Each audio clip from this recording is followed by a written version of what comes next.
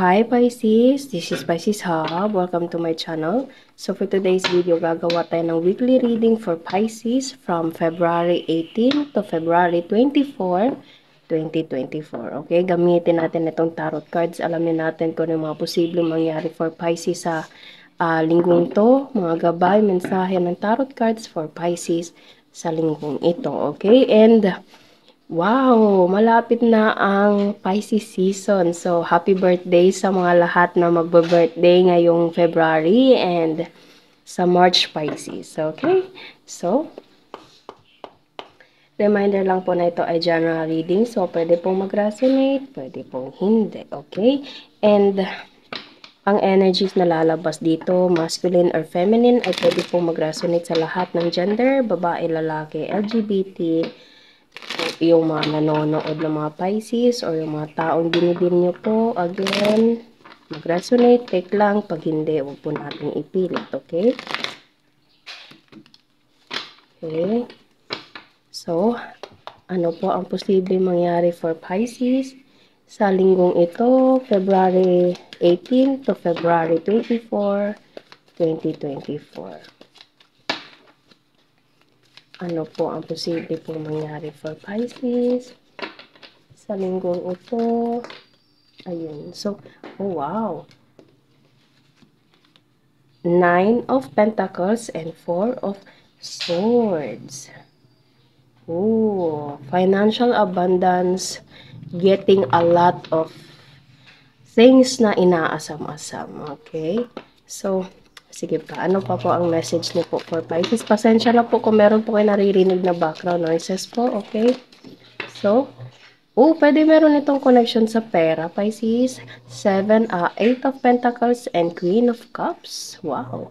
So, you're getting a reward from your work, Pisces, kasi sobra kang hardworking. Pwedeng meron kang trabaho na kung saan medyo matagal ka na doon. Okay? But you don't have to, to overwork or to something na mai-stress ka sa trabaho, Pisces. You have to take care of yourself. Okay? You have to rest kung kailangan magpahinga. And after magpahinga, tuloy ulit sa trabaho. Okay? Kasi ito yung unang-unang card pa lang. 9 of Pentacles. Okay? So, it's all about financial abundance in this week, Pisces. Pwede meron ka matatanggap na pwedeng regalo, pwedeng financial help, lalo na't malapit na ang mga birthday ng Pisces, okay? Or pwedeng sa linggong to, meron ka matatanggap na reward, pwedeng promotion from your work, pwedeng offer for you to have a wonderful work, okay? Pwedeng panibagong trabaho to sa'yo, okay? And you have to focus, you have to take care of yourself, pwede magpahinga, and para maging ready ka dito. Okay, so I'm bottom of the deck is the Sun, Pisces, positivity, happiness, okay? So, and this also says, yes, okay? Pwede meron kang tinatanong or something na meron kang gustong alamin, and yung sagot na yun is yes. It's all about positivity, it's all about happiness, pure happiness, Pisces. Sobra kang magiging masaya. Wow! Sa lahat ng cards natin ngayon, sobrang, lalo na kung pinansyal, sobra kang magiging masaya, Pisces. The Sun card. The Sun. Sisikat ang araw sa'yo. And kitang-kita nyo, Pisces, sa reading natin ngayon, punong-puno ng kulay yellow. Okay? Lalo na pera. Okay? And this is you. This is your para siyang gold, okay? And ito pa yung sobrang ganda, sobrang liwanag na sun dito, okay? So, sobrang ganda. Sige nga, kuha pa tayo ng siguro mga 4 din, okay? Mostly, hanggang ganito lang yung i-reading ko. Pero sige, gusto ko pa malaman ano pa po ang posibleng mangyari for Pisces sa linggong ito. Ito yung bottom of the deck natin. Ano pa po ang mga mensahe niyo po for Pisces sa linggong ito.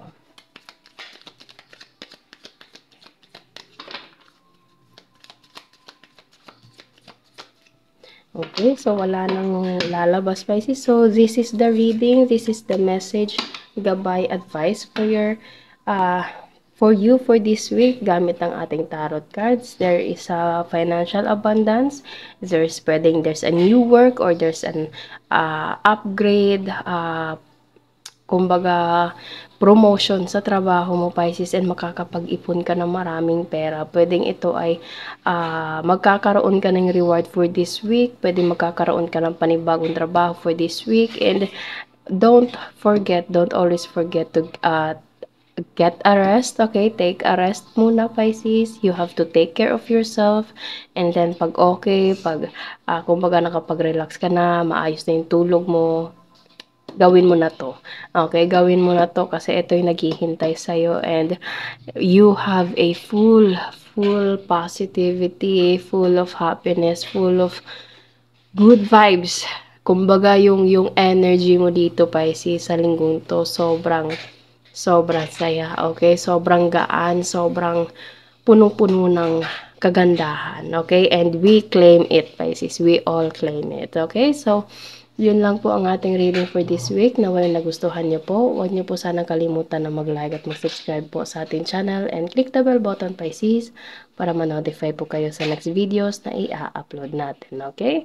So, thank you, Pisces, and God bless!